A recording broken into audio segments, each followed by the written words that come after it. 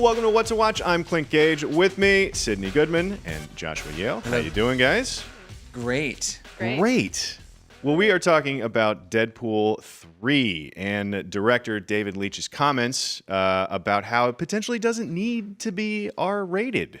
Initial thoughts? That is blasphemous. You think it's blasphemous? I think it does need to be R-rated, as proved by the PG-13 re-release of Deadpool 2 that on IGN got a 5 out of 10. Nobody particularly cared about it. Yeah, I don't know. I feel like I am open to the idea because of like the implications, and I think it'd be fun to see Deadpool interact with the MCU, but I feel like almost as like a one-off stitch. I don't know that I would want the third movie to entirely be in that vein. Yeah. Because it does feel like you'd kind of have to sacrifice a little bit of like the character's integrity to achieve that. I feel like so much of what made Deadpool so fun and different and new is that he's super R-rated. Like, and even if that's just because violence on screen, you can be super violent in PG-13. There's some certain things that you can't do, that you can't show as much blood and things like that. Other than that, it's just profanity, which he has to avoid. But like even just avoiding, I don't know, like there's some style of humor that the crude stuff is going to have to go.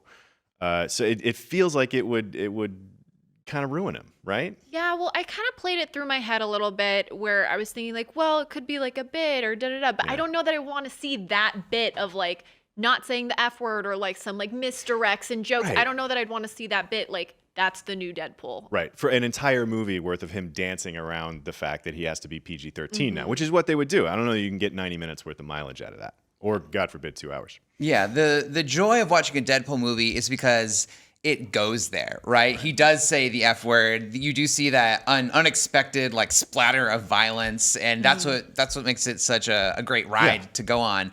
And for them to essentially, put in like, it's like we want a roller coaster, not bumper cars. You know what I mean? Exactly. Actually, wait, bumper cars are still so fun. Is that horrible. Did you say that? Is that your line? I don't think bumper cars good. are fun. I like it. It works for me then, because Okay. I don't like bumper cars. To be fair, the full quote, and he was talking with Yahoo Movies UK, he says, it's rated R, so that's not necessarily the MCU brand, but he doesn't necessarily need to be rated R, and Disney doesn't necessarily need to only make PG-13 movies.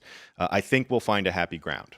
So you can see there that was a very political answer because he does allow for a PG-13 Deadpool movie to be on the table, but he also says that Disney doesn't necessarily have to do that. And in previous comments, I believe it was Kevin Feige or Bob Iger, but some Disney higher-ups have said, we like Deadpool, we want to keep doing Deadpool and keep doing what makes Deadpool special.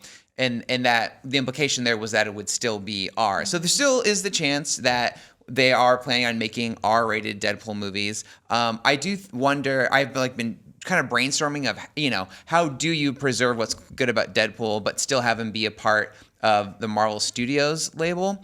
And he could just go on existing in his own franchise of movies that don't necessarily interact. He clearly doesn't. He didn't need that at Fox with X-Men. I mean, he doesn't necessarily need it with the MCU either. They did it once or twice for a joke. As we remember, he opens the door and the whole cast is there, and they just kind of shut it because they don't want to talk to Deadpool. They could do the same thing and just have him open the door, and there's Thor, and close it. See you later, just to acknowledge, that it exists. And if any character could sort of exist in their own world but still have fun acknowledging it, it's Deadpool because he breaks the fourth wall. Mm-hmm. I do think it is interesting, though. There's a lot of politicking going on with Deadpool in general. You mentioned when the Fox-Disney merger first went down, everybody was like, look, Deadpool's going to be fine. We're going to leave Deadpool the way he is.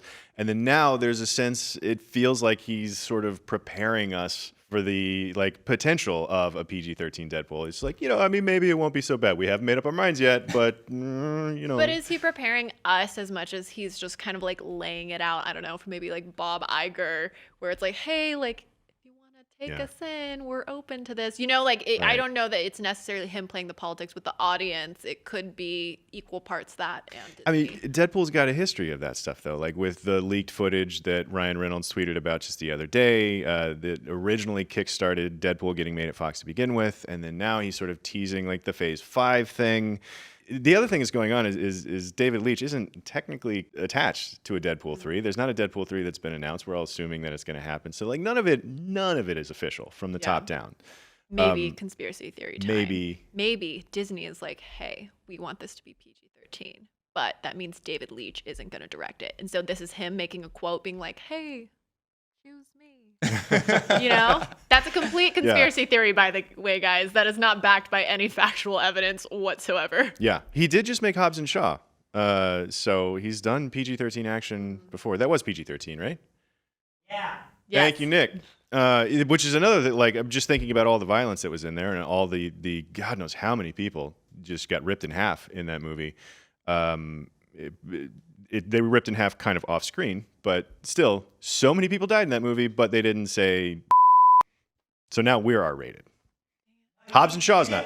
I get one. That's true. Oh. All right, now we're PG-13. And I will say this, though, the Deadpool comic books weren't necessarily like super hard R. They're pretty much like for teens. So they often did operate in the realm of PG-13. And then when the movie came out, that's when it went like full R. So it's not like this is a thing of like being, it needs to be super loyal to the comics. Although some Deadpool comics do go there and are super R. And there's comics called like Deadpool Kills the Marvel Universe. And he does just that. And it's really gross.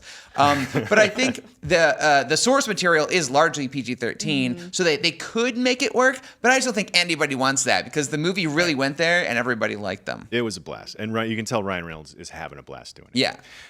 So that's what we think about this Deadpool situation. For more on the MCU, check out our IGN Now about Deadpool, Taika Waititi, and Phase 5, as well as Jane Foster as Thor Explained. And please keep to IGN for all the other MCU stuff, and we will see you next time.